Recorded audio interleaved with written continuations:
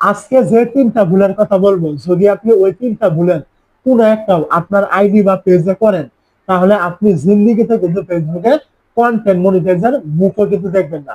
তো এই তিনটা ভুল কিন্তু খুবই গুরুত্বপূর্ণ, একটাও করবেন না। আর এই বিষয়গুলো আগে থেকে আপনাকে জেনে নিতে হবে। তো আপনি কি করবেন, প্রথমে চলে আসবেন, আপনার ফেসবুক থাকবে এইখানে। তো ফেসবুকে আসার পরে তো আপনার আইডি হোক অথবা পেজ হোক, আপনি কি করবেন, এখান থেকে দেখবেন এই যে প্রোফাইল আইকন থাকবে, আপনি এখানে ক্লিক করবেন। যখনই আপনি এই জায়গায় ক্লিক করবেন, এখান থেকে আপনি দেখতে পাবেন ড্যাশবোর্ড নামে একটি অপশন এখান থেকে দেওয়া থাকবে, আপনি এইখানে ক্লিক করবেন। এই জায়গায় ক্লিক করার পরে এখান থেকে দেখবেন আপনার আইডি বা পেজের নাম কিন্তু এখানে শো করবে, আপনি কি করবেন, এখানে ক্লিক করবেন। তো নামের উপরে যখন আপনি ক্লিক করবেন, এখান থেকে দেখতে পাবেন প্রোফাইল রেকমেন্ডেশন, আইডি হলে প্রোফাইল, পেজ হলে পেজ রেকমেন্ডেশন, আপনি কি করবেন, এইখানে ক্লিক করবেন। তো যখন আপনি এই জায়গায় ক্লিক করবেন, এখান থেকে দেখতে পাবেন একটু নিচে আসলে রেকমেন্ডেশন নামে একটি অপশন এখান থেকে দেওয়া থাকবে, আপনি এখানে ক্লিক করে দিবেন। যখন আপনি এই জায়গায় ক্লিক করবেন, এখান থেকে মূলত ফেসবুকের পলিসিতে এই তিনটা ভুলের কথা ফেসবুক উল্লেখ করেছে। যদি এই তিনটার কোনো একটা আপনি করেন, অবশ্যই এখান থেকে আপনার সমস্যা হবে। কি কি সমস্যা হবে এটা আমি বলবো। তো এখান থেকে একটু নিচের দিকে আসলে এইখান থেকে আপনি প্রথমে পাবেন sensitive or low quality content. তো এইটার মানে কি?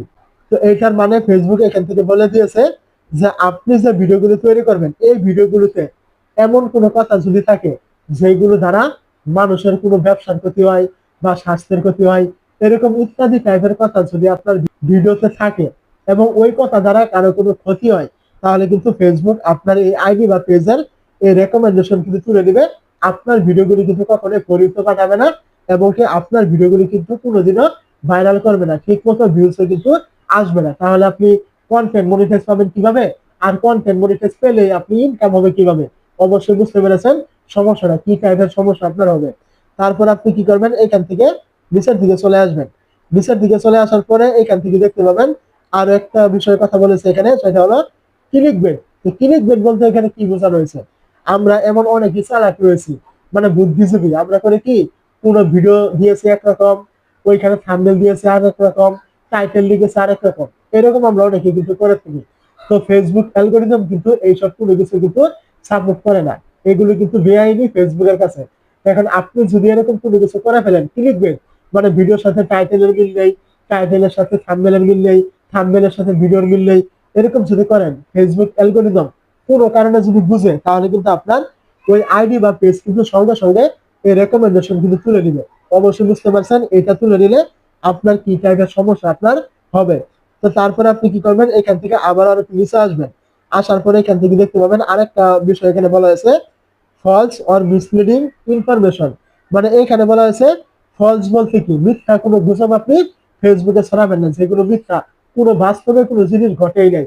আপনি ফেসবুককে নিয়ে কোনো মিথ্যা গুজব ছড়ালেন, আপনি এটা বলেন ফেসবুকে এই করেছে, ফেসবুক ওই করেছে, মানে এরকম আছে না অনেকে করে, এরকম যদি আপনি করেন, ফেসবুক যদি এটা কোনো ক্রমে বুঝে, তাহলে অবশ্যই আপনার বিরুদ্ধে অ্যাকশন নেবে।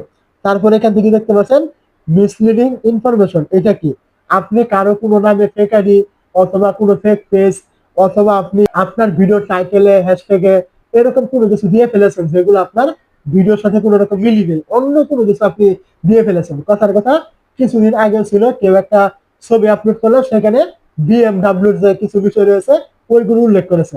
আসলে আপনি একটা ছবি দিয়েছেন ফুলের, সেখানে বিএমডাব্লিউর মানে বিষয় আপনি উল্লেখ করেছেন, এটা কিন্তু একদম সম্পূর্ণ মিসলিডিং। এরকম আপনি কোনো কিছু করতে পারবেন না।